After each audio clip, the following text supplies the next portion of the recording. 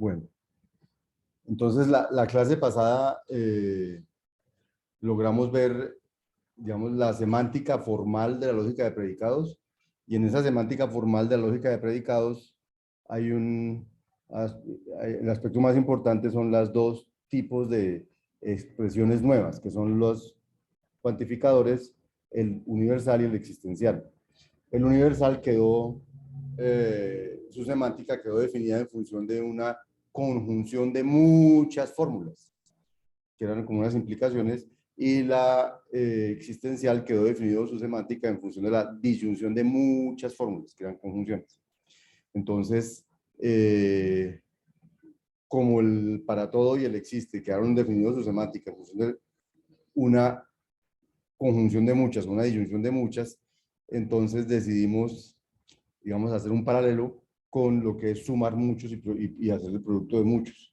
Y entonces empezar a estudiar cómo se comportaba la sumatoria, cómo se comportaba la productoria y ver si hay propiedades de esas generalizaciones de la suma y del producto que se pudieran aplicar a la conjunción y la disyunción. Entonces, ese es como el camino que hemos escogido para ver qué propiedades o qué reglas, qué propiedades podrían cumplirse siempre para estos dos operadores, que son el para todo y el existe. Entonces, el para todo y el existe, el para todo como es una generalización de la conjunción y el existe de la disyunción, entonces los vamos a estudiar desde el punto de vista de los operadores de conjunción y de disyunción. Resulta que los operadores de conjunción y de disyunción, al igual que los operadores de suma y producto, tienen tres propiedades similares o equivalentes, las mismas. Son asociativos, son conmutativos y tienen un neutro o identidad. Entonces, resulta que cuando uno tiene un operador binario que tiene esas propiedades, entonces uno puede generalizarlo para que no sea binario, sino que sea n-ario, o sea, que tenga muchos parámetros, muchos argumentos. Entonces, lo que hace es o sumar n argumentos o multiplicarlos, o hacer la conjunción de n o hacer la disyunción de n, con una cosa muy importante, y es que el neutro, y es que cuando el número de elementos a sumar es cero, o sea, no hay ninguno, entonces el resultado es el neutro de la operación. Entonces, en el caso de la suma, sumar un conjunto vacío de elementos da 0. En cambio, multiplicar un conjunto vacío de elementos da 1. En cambio, hacer la conjunción de un conjunto vacío de elementos da true. Y hacer la conjunción de un conjunto vacío de elementos, de la disyunción de un conjunto vacío de elementos da false. Entonces, eso es importante entenderlo porque el neutro es el resultado cuando el conjunto es vacío. ¿Mm? Bien. Y ahí vamos, y entonces vamos a empezar a mirar qué tipo de propiedades, con qué notación escribimos las cosas para entendernos. Típicamente cuando uno escribe en un computador o en LaTeX y tiene todas estas maneras de escribir estas fórmulas, pues es chévere escribir estas fórmulas así. Pero a veces nos cuesta trabajo encontrar cómo escribir esas fórmulas por textos y cosas de ese estilo, y entonces uno las puede escribir como lineal. Entonces, esto mismo que está escrito aquí, la suma desde i igual 1 hasta 10 de los i es igual a 1 más 2 más 10, que significa 1 más 2 más 10, se puede escribir de esta manera. Suma de los i entre 1 y 10, suma de los i, estos son los i que voy a sumar, la sumatoria sobre los i, tal que i está entre 1 y 10 y sumo la expresión i, que es lo mismo que significa esto.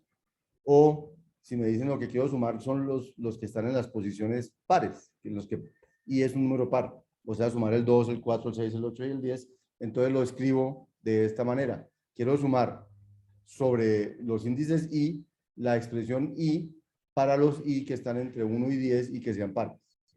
Entonces, simplemente lo que hay a la derecha es una manera lineal, sin estos subíndices, sin estas cosas de escribir lo mismo, para cuando necesitemos escribir de esa manera. Aquí, por ejemplo, vamos a sumar i medios para los i que están entre 1 y 10 y que son pares. Entonces, aquí lo que cambia es la expresión que voy a sumar. La expresión que voy a sumar es i medios. ¿Sí?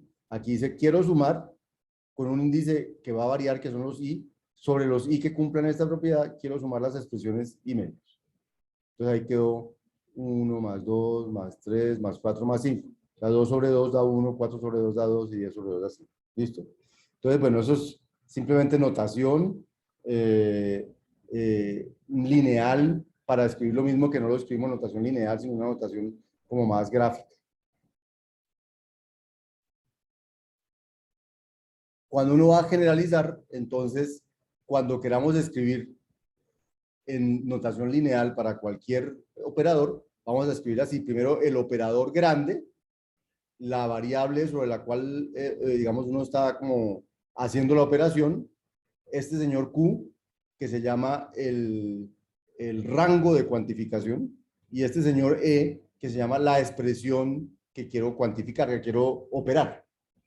Entonces, cuando vean esta notación,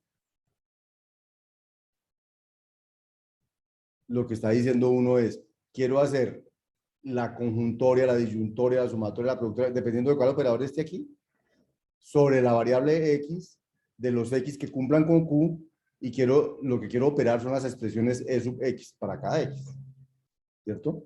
X es la variable de cuantificación, se llama así, QX es el rango de la cuantificación, y E sub X es el cuerpo de la cuantificación, y son valores que se pueden operar con el operador. O sea, cuando yo estoy aquí haciendo sumatorias, estas cosas me tienen que dar números. Cuando estoy haciendo aquí conjuntorias, esto me tiene que dar booleanos. Cuando estoy haciendo disyuntorias, esas expresiones tienen que ser booleanas. Porque lo que uno puede operar con la conjunción o con la disyunción son booleanos. Lo que uno puede operar con la suma o con la producto son enteros. Entonces, mientras que esto siempre es un predicado booleano que me dice cuáles son qué propiedad tiene que cumplir las X sobre las cuales quiero hacer la operación, esto es una expresión que tiene que dar del tipo del operador que estoy operando. ¿Listo? Y ya. También, si yo lo quisiera escribir no lineal, lo escribiría así. Así como escribo sumatoria, escribo el operatoria de los X tal que cumplen Q de X, las expresiones de sub X. Bien.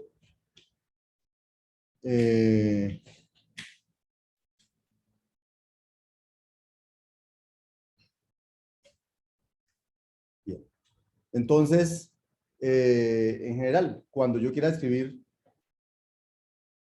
como a veces no tenemos símbolos suficientes para escribir rápido, entonces cuando quiera escribir una sumatoria generalizada voy a utilizar el más. X, Q de X, X significa esta sumatoria. Cuando quiera escribir la productoria voy a poder utilizar el por, y significa la productoria. Cuando quiera hacer una para todo, puedo utilizar la conjunción, y cuando quiera hacer un existe, puedo utilizar la disyunción. O sea, esta notación es equivalente a esta notación de la derecha. ¿Mm? Y esa notación nos recuerda que el existe es realmente un O de unas expresiones, y el para todo es un I de unas expresiones, ¿cierto? Realmente es un O de Q de X y I de X, y es un I de Q de X implica E de X, ¿cierto? Pero bueno, ya lo vemos.